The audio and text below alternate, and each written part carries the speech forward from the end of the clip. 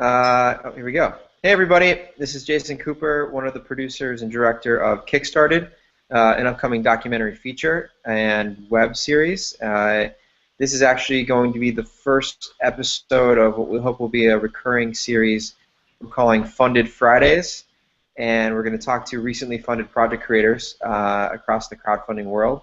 And today we are with the team from Choosatron, which got funded in less than a day, or slightly over a day. Jerry and Zach. I actually think, Jerry, this is your project, and Zach had a role to do with it, so you guys can maybe go ahead and just tell us what Choosatron is and give us like the 10,000-foot view of what's happened so far. Sure. Yeah, it's a concept I came up with last summer. It's basically a interactive fiction storytelling device, kind of a maker device, so it prints out the stories and makes selections as for where you want the story to go. About 6 months ago I went to London and was showing it around and getting a lot of good response with, in education spaces, stuff like that. And so from that point on I've been kind of working on developing it as a product and kind of the business side of things.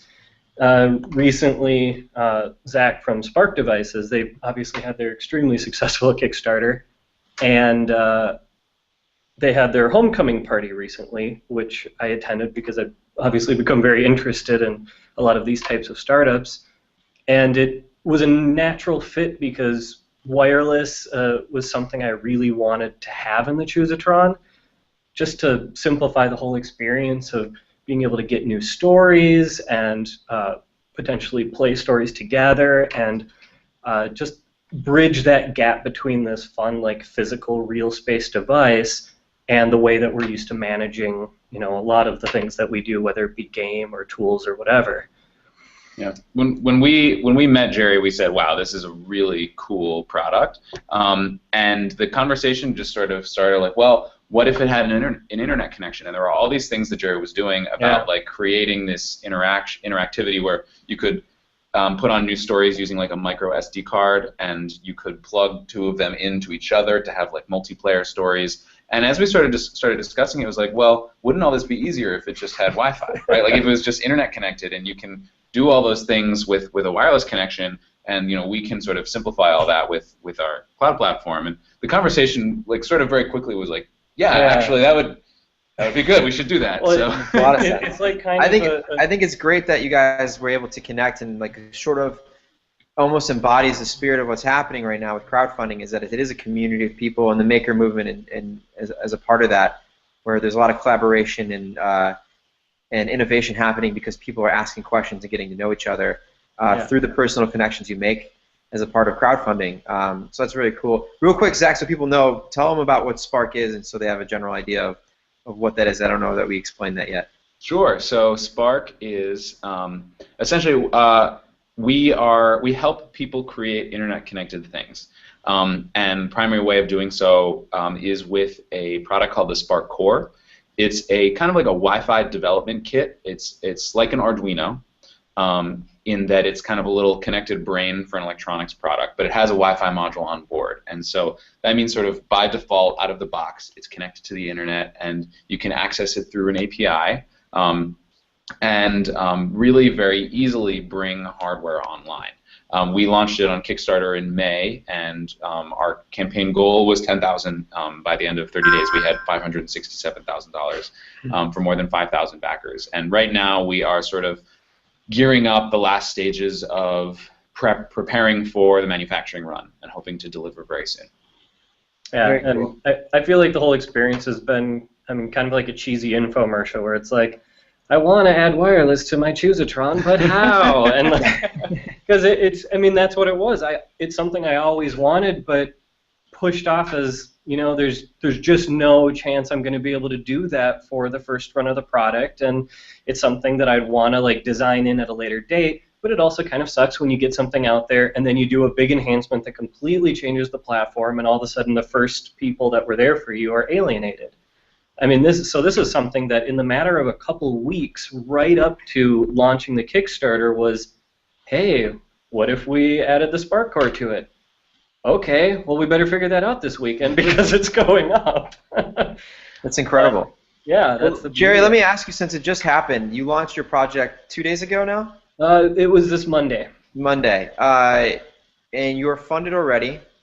You have, I'm just going to read I'm sure you already know by heart, but you have 244 backers, $28,000 against a goal of $22,000, and you still Oh have no, 28 days left. it's at like 32 right now. Oh, really? Yeah, hit refresh. I got hit. It refreshes automatically. Oh, I'm sorry. 277 backers and $31,829 with 28 Nice. days left to go. So first of all, congratulations on that. That's amazing to have done it so quickly with such a unique product too. It's not something that you'd ever think about buying at a store. Yeah. In fact, you found such a big audience for it, and I'm sure it will grow over the next 29 days. Tell me what happened yesterday when you crossed the goal. Like, what were you thinking? Well, yeah, it's obviously been an interesting week. The first day we made 50%, which was, you've got that push of everyone that's been waiting for it, all your friends, your family, and kind of networking stuff. The next 2 days were that, it kept climbing, but at a more reasonable rate. Yesterday, the Kickstarter weekly email went out, and it just exploded. And yeah, it's you don't really know what to do because all of a sudden all these things are happening and it's all these opportunities flying at you and possibilities, and it's like trying to catch them all. So yeah, it was a very I was elated. It was wonderful to know that not only was I going to kind of make that initial goal so I could at least do what I wanted, but that it was going to be able to go beyond that, and it was going to be able to get the attention and the polish that I really wanted to be able to give it. And yeah, I was with my girlfriend at the time, and we're watching it like just cross the goal and continue rising up, and she's like, all right, you need to close your laptop, put it away for a little while. It's still going to be going. It's fine. But like your brain's going to overload and you're going to fry yourself. Yeah, I'm So, sure. yeah, But it was really exciting. just so people maybe get a sense of how hard this stuff is, how long did it take not only to develop the product, but then to like put together the Kickstarter and put yourself in a position to succeed? Oh, well, like I said, I'd come up with the idea kind of about a year and a few months ago. First prototype I had gotten done a year ago in July, but it wasn't until March that we actually decided, okay, I'm going to try and do a Kickstarter and try and make this happen. So then it was, learning everything from square one. I'm a seasoned software developer and I've been getting into engineering, but all the business side of everything, like setting up, the networking and the marketing and just where do I like get help designing custom circuit boards? Where do I like get connected with manufacturers and people that are able to like answer a lot of these questions of how much does it cost to build something like this? Because Kickstarter is beautiful in that it helps answer that catch-22 of like I want to do something, but is there the interest? And I don't have the money to make it happen until people have paid me for it. But the other problem there is with manufacturers and especially with hardware projects, I think are especially challenging. You don't know how much everything's going to cost. No matter how much you put yourself into it, there's always variables that are terrifying because it's really easy to listen to everybody be like, oh, well, $99 would have been like perfect. I would have bought it instantly. It's like, and then I wouldn't have had any funding. Like, so the balance of listening to like other people, listening to what your market wants, but then feeling out that right space where kind of everybody gets a piece of that pie. The customer's happy because they get something cool and interesting that they can have a lot of fun with or learn with, whatever the case may be. Kickstarter and of course Amazon and everybody that needs their piece in order to like give you the tools to do so, and then yourself in order to continue the work that you want to do. And I'm somebody that's already a little bit OCD when it comes to projects and cycling over and perfecting them. So the last couple months have been extremely stressful and difficult for me personally, figuring out like how much energy to put into some of this stuff before like A, I'm just killing myself, and B, it's just diminishing returns. So it's been a huge learning experience, understanding a lot of that balance, and how much is business, how much is like talking to people, and how much is understanding like where to give and where to take. Well, this may be a good segue then, and a question that you both can answer, since you guys have both had done, and myself as well, but you guys have both launched successful hardware Kickstarter projects where the money's come in now. Do you feel like there's more pressure on you to deliver what you, like the expectation is that you have to deliver this thing, and Jerry, you're sort of in the midst, and I don't want to jump ahead, but I've talked to a lot of hardware people who have actually gotten too big. Where there is that sort of, when you're manufacturing something, you don't really know all the answers until you're doing it. Yep. You're going from prototype to mass-produced item. Are you worried about getting too big, and two, are you feeling the pressure now of having to deliver something that lives up to your expectations and the expectations of your backers who have now literally put their money where their mouth is to support you? Yeah, I mean, definitely feeling that pressure. I tried very hard, like, to listen to people like Zach and others that have been through this before, to not make some of those really big common pitfalls. One of those, I think, especially for hardware, is like you're saying, if this is something you have to build yourself, like the sheer amount of hours could just crush somebody. And I basically decided that if I couldn't like kind of take off the leash and set things up in a way where it can be developed in mass like continually, then it just wasn't going to be worth it. And I wasn't expecting, the kind of sales of like SparkCore where, thousands and thousands of these have to be produced, but I also didn't want to be stuck figuring out how that was going to work. So with Zach's help and with the help of others, finding places to manufacture, to distribute, so that there's, this chain in place that's taking all these pieces and putting them together and shipping them out and handling all of those logistics that are too much for one person or even a small team to deal with very well. And that's where I'm at now, which is extremely comforting.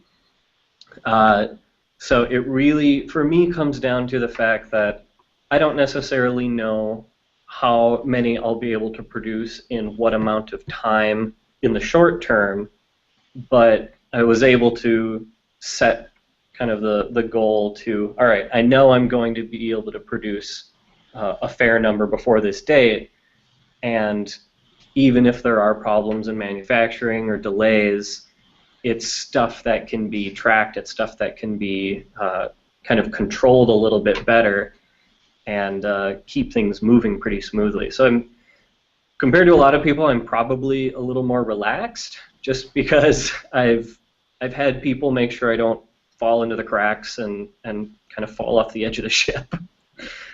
I think for a lot of products, one of the biggest challenges with hardware is there's really two different ways to make things. There's the low scale, the small scale, and the large scale. And what's really difficult is when you end up in between, right? Where you end up with a product where you could have made 100 by hand, right? And you could make 10,000 in a manufacturing line. But if you have like 5,000, then it's too many for you to make by hand, and no manufacturer wants to talk to you because they don't want, what they would call low volume, right? And so now you're like, what do I do, right? And those are I think the biggest challenges where campaigns often struggle, is because they end up in this sort of middle ground. And I think that is a solvable problem, in that you sort of have to have a plan before you get into your Kickstarter campaign of like, okay, what happens if I'm making 100, 1,000, 10,000, 100,000? Like, do I at least know that it's possible at all those levels? Or is there some point at which it's actually not possible to do this product? And if that's the case, then, how do I redesign it so that I can sort of avoid those issues? Often it has to do with like avoiding injection molded plastic and yes. like anything that has tooling. So if you can have like an acrylic laser cut enclosure, which is what you're doing, right? That's a great point, because that is probably what saved my life. Is I picked stuff where all major components other than the circuit board are off shelf. Like the printer device used, the circuit board is just designed to plug directly into it without any problems. Laser cut, anybody can do. The acrylic, the wood, all that stuff is like very cheap and easy to source. So yeah, that's a huge part of it, is because you're right. There's that null space in between where it's too much for a small team to do by hand and not enough to manufacture. So it's like figuring out how to either close that gap or just avoid it entirely. Yeah. Well, I think maybe something that will help if you're interested in getting the Choosatron, like myself, I think that actually is one of those things where I like to talk to creators to make sure they're thinking about those problems, because there are a lot of people that get into this and don't do that. And Zach, I know that you went to Accelerator, which in talking to yourself and a lot of other people that have been through that program, you think about all of those issues well, Kickstarter or your crowdfunding campaign, and that and logistics of shipping and operations, I think, are usually two of the elements of these campaigns that people never consider, that are often pitfalls, because it's not necessarily a core part of what you're doing. You know, Jerry, you're making something, it's like a maker project. Yeah. Turning it into a mass solution is something that a business usually does, not just someone independently. And so there is a lot of learning. And thankfully, though, it seems like there is a community out there of people that are willing to help you, and there are a lot of solutions now for independent creators to learn those things and to partner with people to solve that stuff. And so it's good to know that you're ahead of it versus having to do that after the fact and like, okay, well, now I have this money and I have to make 8,000 of these Choosatrons. How do I do that? So that's great to hear. Jerry, what are your expectations for the next 29 days? Like, where do you think this ends? Oh, that is a great question. Well, now that we've kind of hit that goal, it's quickly gone into like, what's the next goal, and what are the stretch rewards? Where do I want to guide the rest of it?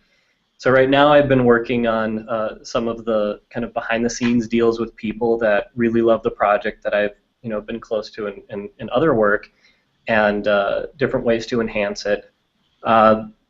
So it's a little bit of a question mark for me of exactly where I'm going to go at this point, but I think a lot of it is just kind of bringing as much excitement to it as I can, and bringing in other talent and other interesting kind of people that are part of either that literary side or technical side to keep it exciting.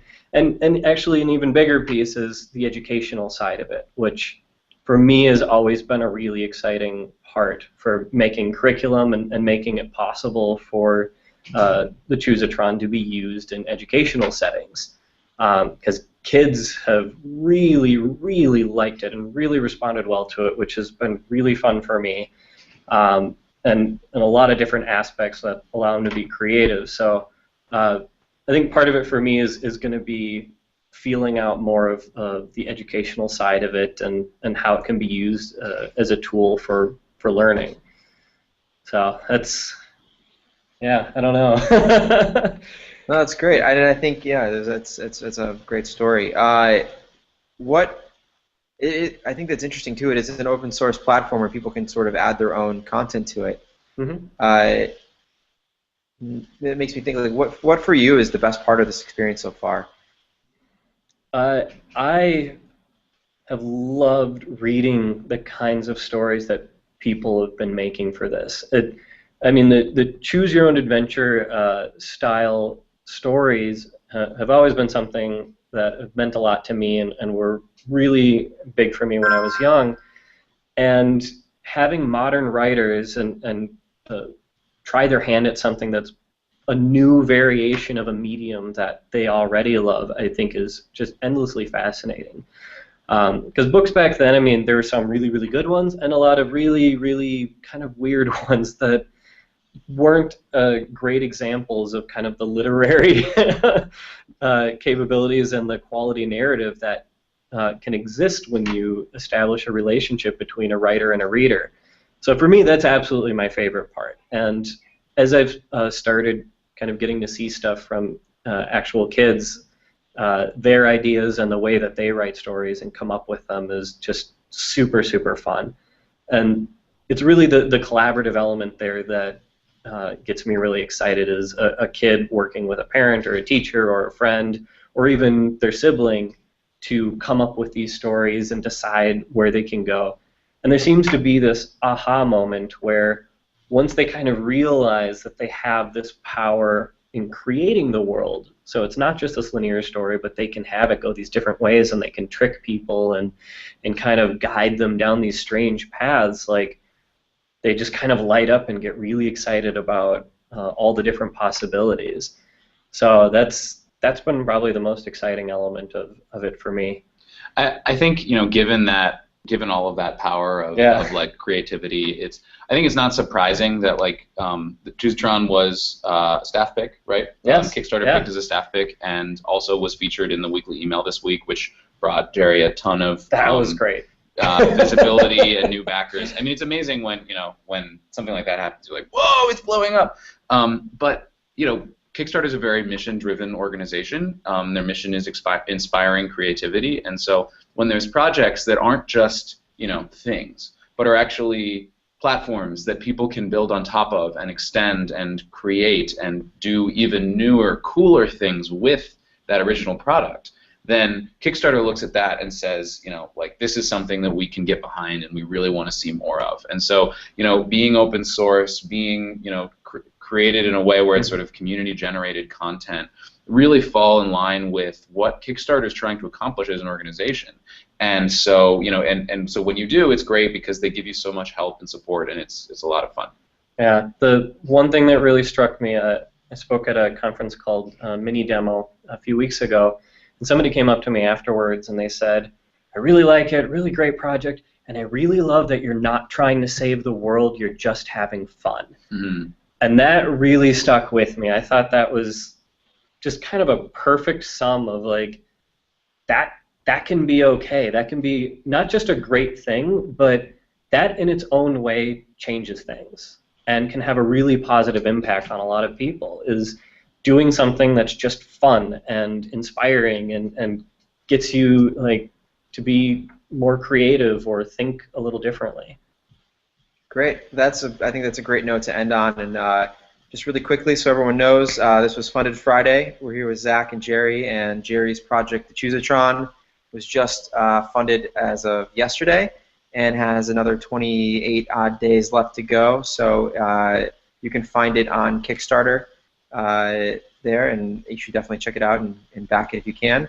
And Zach's project, Spark, I think you can still check it out at sparkdevices.com. Yeah, that's right. And then, of course, if you want to know more about Kickstarted, our documentary, please subscribe to our YouTube channel for regular stuff like this, conversations with creators, information, and then check out the film at kickstartedmovie.com. Thanks a lot. We'll see you next week, guys. Thanks.